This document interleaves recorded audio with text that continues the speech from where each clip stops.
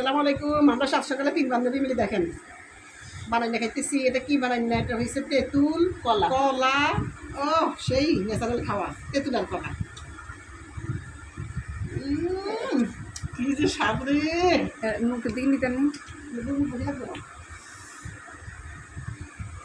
তিনার দেন, আপাত দেন, লন্না কত তিনার আচ্ছা সেই সেই সেই গলা পাকি দিলে কেক পানি বার পেটে গেল আজ ভাই গলা পাচ্ছি রে।